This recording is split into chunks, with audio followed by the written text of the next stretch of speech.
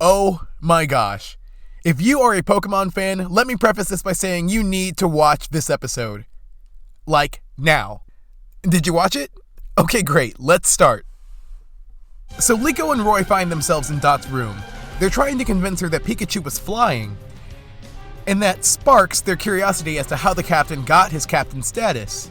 So they all decide to investigate. They initially attempt to do so by putting on this cute little mini Nido thing stream. But that's not gonna work because Friede is actually camera shy. But Ludwig does inform them Captain was the first member of the crew. And Aurea informs them that her and Friede actually go way back. They met in the Kanto region. And like a good friend, she threatens to expose Friede's history if he doesn't do it himself. And he quickly acquiesces. So he sits the crew down to tell them the story of how he met Captain Pikachu. They give the backstory this crop effect, which adds a really nice cinematic effect, and probably saved them a good amount of money. It seems like Friede was feeling lost in life, and really lacking direction. He spends his days hanging out with Ludwig on his dinky boat. Eventually he meets up with Liko's mom Luca, in a setting that actually looks Japanese. Yes! Culture kinda! She assesses that he's feeling aimless. His Pokemon research has come to a standstill because Friede has convinced himself that he's learned everything there is to know about Pokemon. So Luca decides there's someone he needs to meet. And that someone was the future Captain Pikachu. And this Pikachu has some insane abilities. Turns out it can fly somehow. A clear nod to a Terra type. So while Friede's now interested in this mysterious Pikachu, Pikachu's certainly not interested in him. While I may not like bratty characters, I do love spunky ones, and I love the wild Captain Pikachu. After studying him for some time, Friede discovers the secret of this flying Pikachu.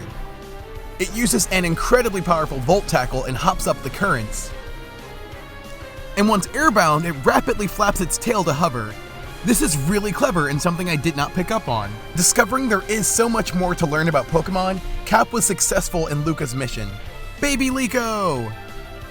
And it turns out that the captain's mission was to see the horizon.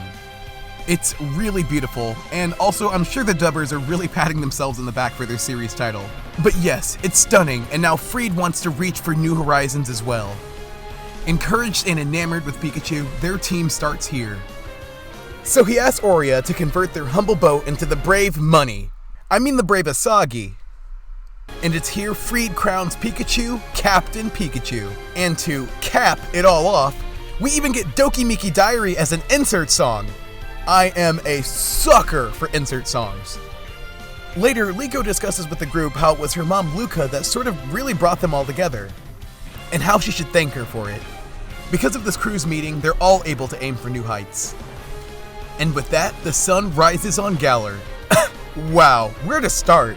I really loved how Journeys gave Satoshi's Pikachu a backstory, but, and I hate to say it, this one is better, and it's much more memorable.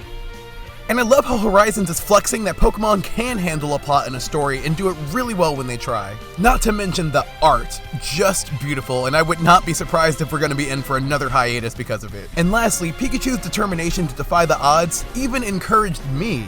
So all that said, I'd say this gets a resounding A.